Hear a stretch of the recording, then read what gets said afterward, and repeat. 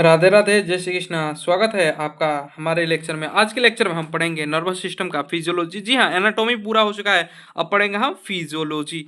Physiology में पहले इसका इंट्रोडक्शन देख लेते हैं। इंट्रोडक्शन क्या ही है, वही बस कि आपका नर्वस सिस्टम क्या है। Nervous system is a specialise or system the body control the coordination of all body activity by a transmitted of a electric and chemical signal. देखो यहाँ पे ये ऐड हुआ है नया चीज जो कि एनाटॉमी में नहीं था। यह है कि बॉडी को पूरा स्पेशलाइज एक सिस्टम होता है जो पूरे बॉडी को कंट्रोल करता है एंड कोऑर्डिनेट करता है। किससे? एक इलेक्ट्रिक, मतलब एक नहीं, मतलब कि ट्रांसमिटेड इलेक्ट्रिक और केमिकल सिग्नल और इलेक्ट्रिक सिग्नल के द्वारा ये क्या करता है, बॉडी को कंट्रोल करता है। ठीक है, अब बस वही चीज यहाँ पे हिंदी में लिख रखी है। ठीक है, कंफ्यूज नहीं होने का। अब आगे चलते हैं। फंक्शन ऑफ नर्वस सिस्टम, कार्य क्या है इसका।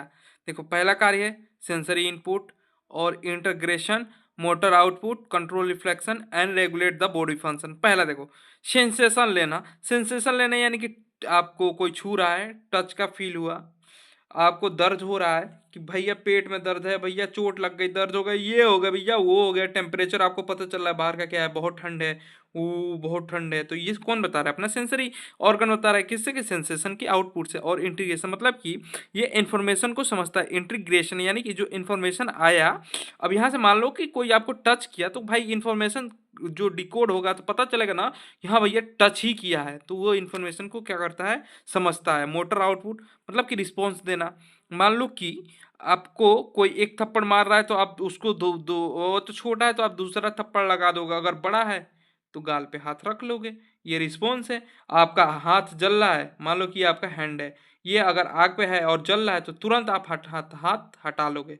ये उसका मोटर आउटपुट है। एंड कंट्रोल एंड रिफ्लेक्शन मतलब कि कैसे चीज़ों को कंट्रोल किया जा रहा है। बॉडी पूरी अपनी है, बैलेंस बना कर रखना, हाथ को आगे पीछे, पैर को आगे पीछे करना, इसे कहा जाता है कंट्रोल एंड रिफ्लेक्शन। ठीक है, and regulate the body function मतलब कि बॉडी का टेम्परेचर मेंटेन कर रखना और बाकी सारी चीजें को करना। ठीक है, अब आ जाते हैं, पढ़ते हैं डिवीजन ऑफ न्यूरॉन सिस्टम। कितने प्रकार ये डिवाइड होता है, कितने हिस्सों में ये डिवाइड होता है। देखो, पहला नर्वस सिस्टम जो है मेन तो दो पार्ट में डिवाइड होता है। पहला CNS यानी कि सेंट्रल नर्वस सिस्टम, और दूसरा PNS यानी कि जिसे पेरिफेरल नर्वस सिस्टम कहते हैं। सेंट्रल नर्वस सिस्टम में क्या कहता है, ब्रेन आता है और स्पाइनल कॉर्ड आता है। और इसमें भी आपके जितने उसके बाद से जो अतिरिक्त थे वो आ जाते हैं, XYZ जो भी है। ठीक है, नर्व्स, न्यूरॉन्स और जो भी है। देखो, एस्थोमेटिक और ये जो आपका पेरिफेरल सिस्टम है, ये भी फर्दर दो पार्टों में डिवाइड होता है। कौन कौन से? पहला एस्टोमेटिक और एक ऑटोनोमिक नर्वस सिस्टम। अब देखो, एस्टोमेटिक्स और ऑटोनोमिक नर्वस सिस्टम में क्या अंतर है, क्यों ये डिवाइड रहता है, ये सारी चीजें यहाँ पे बताई गई। ठीक है, अब आ जाते हैं नीचे। ये जो आपका स्टोमेटिक नर्वस सिस्टम है, ऑटोनोमिक नर्वस सिस्टम है, ये क्यों होता है और क्या होता है, इसे हम आगे पढ़ेंगे। ठीक है, नेक्स्ट स्लाइड में पढ़ेंगे। ठीक है, अब ये देख लेते हैं, ओवरऑल व्यू देखते हैं इसका। ठीक है, ऑटोनोमिक नर्वस सिस्टम जो है वो फर्दर तीन पार्टों में डिवाइड होता है। पहला, एक होता है सिंपैथिक, एक होता है पैरासिम्पैथिक, और ये होता है इंटरेटिक नर्वस सिस्टम। ये मतलब सिंपैथिक और पैरासिम्पैथिक के बारे में ऑलमोस्ट सब जानते हैं, बस इसके इंटरेटिक नर्वस सिस्टम के बारे में बहुत कम लोग जानते हैं। ठीक है, अभी इसके आगे हम पढ़ेंगे। ठीक है, ये देखो, सेंट्रल में ब्रेन और स्पाइनल, और पेरिफेरल में आपका गैंग्लियन और नर्व्स, ये आ गए। ठीक है, वहां पे ऊपर ऊपर का व्यू है, पेरिफेरल नर्वस सिस्टम ये रहा। ठीक है, ये जो आपका येलो कलर से बना है, ये देखो, ये येलो कलर से बना है, वो आपका क्या है, CNS है, यानी कि सेंट्रल नर्वस सिस्टम है। और जो येलो कलर में बना है, येलो वाला पार्ट, वो आपका PNS है, यानी कि पेरिफेरल नर्वस सिस्टम है। ठीक है, अब पढ़ते हैं नर्वस डिवाइड। ये दो पार्ट में डिवाइड, ये वो हो गया, यही चीज है CNS PNS। ठीक है, अब आ जाते हैं सेंट्रल नर्वस सिस्टम पे। CNS जो है वो इंक्लूड कर रहा होता है ब्रेन एंड स्पाइनल कोड, ये बता दिया। इसका प्रोसेसिंग एंड कंट्रोल सेंटर है। मान लो कि ये क्या है, ये आपका CPU है। CPU है, सेंट्रल प्रोसेसिंग यूनिट, मतलब यहीं पे जो भी चीजें होती है, कंट्रोल एंड कोऑर्डिनेट, सब यही होता है। ठीक है, प्रोसेसिंग डाटा गया किसके पास जाएगा, CPU, यानी कि ये आपका ब्रेन। ठीक है, ब्रेन को बोला जा रहा है यहाँ पे, ब्रेन। ठीक है, डाटा यहाँ पे प्रोसेस हुआ, चीजों को डिकोड यहाँ पे हो गया। ठीक है, CNS बॉडी का मेन कंट्रोल सेंटर होता है, जहाँ पे डिसीजन लिया जाता है। मान लो कि आप ये हो कलुए। ठीक है, ये आप कलुए है और आपके पास दो रास्ते हैं। ठीक है, एक आपका रास्ता होम में जाता है, तो आप डिसीजन लेके तभी तो होम में जाओगे। यहाँ से जाओगे तो आप तो स्कूल पहुंच जाओगे, बट आपको स्कूल तो जाना नहीं है, कॉलेज तो जाना नहीं है, तो आप इस रास्ते को चुनोगे। बस यही है। अब आ जाता है ब्रेन फिजियोलॉजी पे। ठीक है। अब पढ़ते हैं ब्रेन फिजियोलॉजी में ब्रेन स्टेम। ब्रेन स्टेम के बारे में, ब्रेन स्टेम ये वाला पार्ट जो कि यहाँ पे स्टेम से ही समझ में आ रहा है, ऐसे जो नीचे से लगा रहता है उसे ब्रेन स्टेम बोलते हैं। ठीक है। अब ब्रेन स्टेम में दो चीजें आती है, एक आता है सेरिब्रम, सेरिब्लम और स्पाइनल कॉर्ड। सेरिब्रम ये बहुत बड़ा वाला हिस्सा हो गया सेरिब्रम, और सेरिब्लम छोटा वाला हिस्सा। ठीक है, ये वाला छोटा वाला हिस्सा सेरिब्रम, और स्पाइनल कॉर्ड ये जो लकड़ी की तरह लगा है नीचे से। ठीक है, सेरिब्रम, सेरिब्लम और सेरिब्रम को मिला देंगे तो बन जाएगा ब्रेन स्टेम। ये रहा आपका ब्रेन स्टेम। इसमें क्या क्या है, मिड ब्रेन है, पोन्स है, और ये आपका मेडुला ओब्लिगेटा है। मेडुला ओब्लिगेटा ये जो लगा हुआ होता है स्पाइनल कॉर्ड को जोड़ता है उसे मेडुला ओब्लिगेटा बोलते हैं, और यहाँ पे गट्ठे की तरह होता है, गांठ की तरह होता है एक, उसे हम पोन्स बोलते हैं। और मिड ब्रेन ये इसको बोलते हैं, जिसे हम सेरिबुलम भी बोल सकते हैं। ठीक है, उसे मिड ब्रेन भी बोलते हैं। अब इनका काम क्या होता है ये भी देख लेते हैं। पार्ट ऑफ ब्रेन तो देख ही लेते हैं एनाटॉमी में, cerebrum, cerebellum, brain stem. Brain stem में ही ये आपके पोन्स और मिडला ऑब्लिगेटा और ये आपकी आ गए। ठीक है, अब सेरिब्रम, सेरिब्रम क्या होता है, ये लार्जेस्ट पार्ट ऑफ ब्रेन होता है, कंट्रोल वैल्यू, वॉलेंट्री एक्शन, देखो, and A central intelligence and memory, emotional. इसका काम क्या होता है, देखो ये ब्रेन का सबसे बड़ा हिस्सा होता है ये सेरिब्रम। ये मान लो ये ब्रेन है ना, तो इतना ये बड़ा वाला हिस्सा ना ये आपका सेरिब्रम हो गया। ठीक है, and control of voluntary activity. Voluntary activity क्या होती है, देखो, ठीक है, वॉलेंट्री और इनवॉलेंट्री दो एक्टिविटी होती है।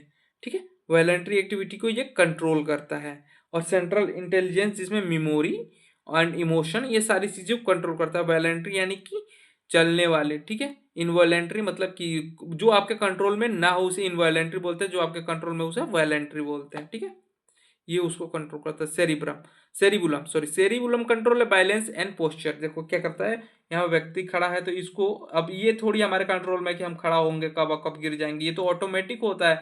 आप थोड़ी सोचते हो कि मुझे खड़ा कैसे रहना कैसे नहीं, ये तो सब अपने आप होता है। तो इसको बनाए रखता है सेरिबुलम।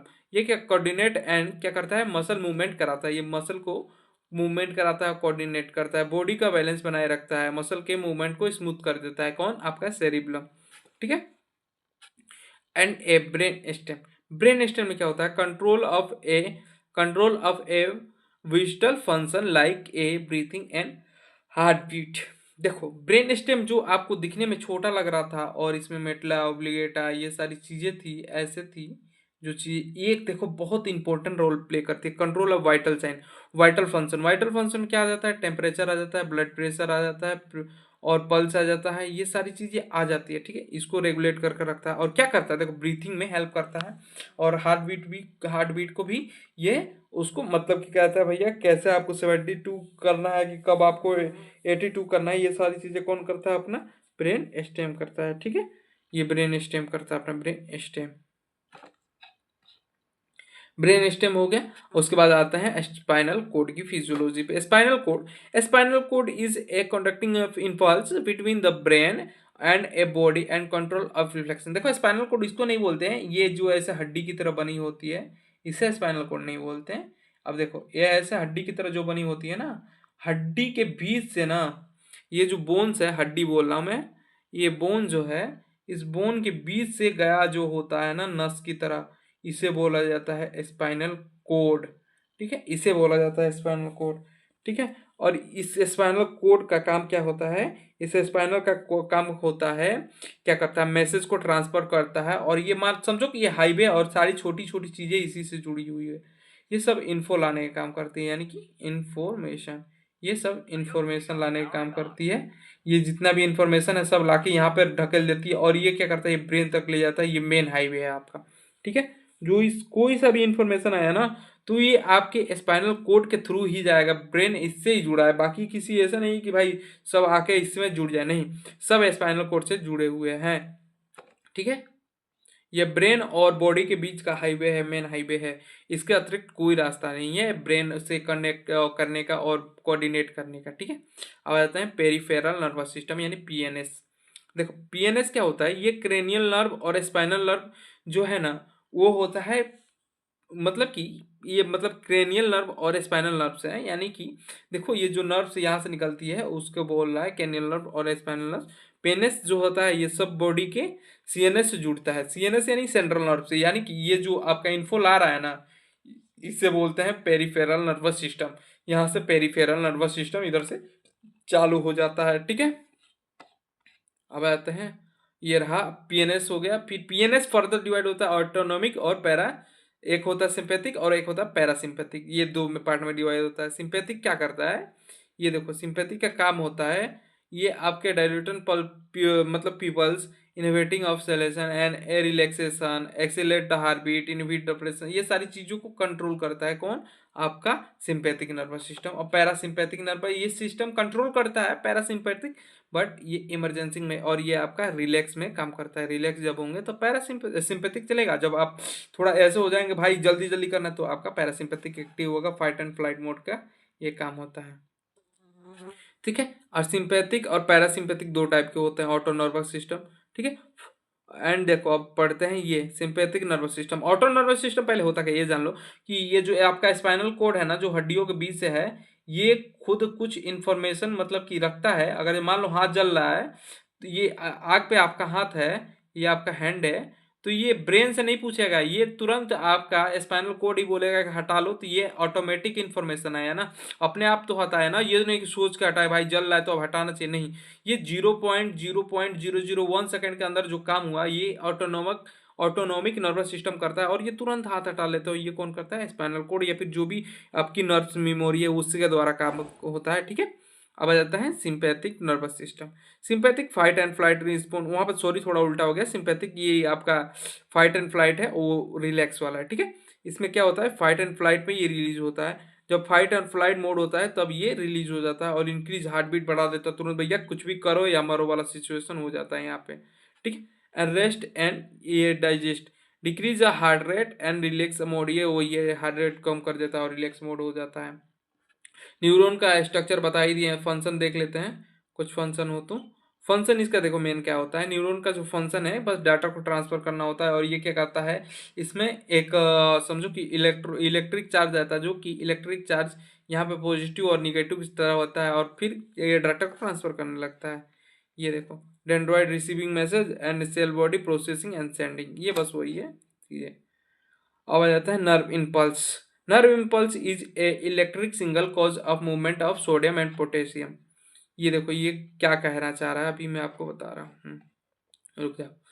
देखो अब दो, ये जो ये बोला है ना, नर्व इम्पल्स एक इलेक्ट्रिक सिग्नल है। इलेक्ट्रिक सिग्नल यानी कि जैसे करंट होता है ना, जैसे लाइट हो गया ना, वही सेम चीज ये भी बोल रहा है कि नर्व इम्पल्स एक इलेक्ट्रिक सिग्नल है, जो कि किस लिए क्यों होता है, सोडियम और पोटेशियम के मूवमेंट से होता है। ये सोडियम और पोटेशियम के जब आयन मूव करते हैं ना, मतलब कि समझो कि ये आपका एक ये मान लो न्यूरॉन्स है, और यहाँ पे ये पैर ये डंडोड है, यहाँ पे इलेक्ट्रॉन ज्यादा हो गए, ठीक है, और यहाँ पे इलेक्ट्रॉन की कमी हो गई, तो यहाँ पे एक पोटेंशियल डिफरेंस क्रिएट हुआ ना, यहाँ पे ज्यादा है और यहाँ पे कम है, तो इसके बीच का जो पोटेंशियल डिफरेंस क्रिएट हुआ ना, वही कार्य करता है इंफॉर्मेशन को ले जाने और ले आने के लिए, ठीक है, नर्व इम्पल्स, ठीक है। अब यहाँ पे आ जाते हैं साइनेप्सिस। अब देखो ये तो एक, ये मान लो कि ये तो एक न्यूरॉन्स के बीच का बात है ना, अब दूसरे न्यूरॉन पे कैसे ट्रांसफर होगा, दूसरे न्यूरॉन्स पे यहाँ से ट्रांसफर होता है। एक होता है कैल्शियम आयन चैनल, ये चैनल जो होता है कैल्शियम के आयंस को बाहर जाने देता है, जिससे केमिकल केमिकल क्या होता है, केमिकल ट्रांसफर होता है, मैसेज जो मैसेज है केमिकल में कोऑर्डिनेट करके ट्रांसफर किया जाता है। ये न्यूरो ट्रांसफर मीटर, यहाँ से केमिकल ट्रांसफर होता है, और यहाँ से इलेक्ट्रिक ट्रांसफर होता है, और यहाँ में केमिकल ट्रांसफर होता है, ठीक है। केमिकल केमिकल में यहाँ पे मैसेज ट्रांसफर होता है, यहाँ पे इलेक्ट्रिक में ट्रांसफर होता है, बस यही चीज है, ठीक है। Spine joint between the two nucleus where neutrons से न्यूट्रॉन्स ट्रांसमिट रिलीज एंड क्या कहता है, ये मतलब कि जो आपका साइनेप्सिस है, वो न्यूरॉन्स के बीच का गैप होता है जहाँ पे केमिकल मैसेज ट्रांसफर होता है, वही चीज मैं बता दिया। अब आ जाता है relax action. Relax action is a quick automatic response stimulation. Relax action मतलब तुरंत होने वाले रिएक्शन का नाम है, वही जो आपका ऑटोनोमिक नर्वस सिस्टम करता है तुरंत। जैसे कि कुछ भी आया भाई, आंख की तरफ कुछ भी आ रहा है, भाला आ रहा है, तो आप डायरेक्ट तो आपका हाथ जाएगा ना रोकने के, रोको भैया, वैसे ही है, ठीक है। बस खत्म आपका फिजियो। और बस आज के लिए इतना ही, तब तक के लिए राधे राधे, जय श्री कृष्ण।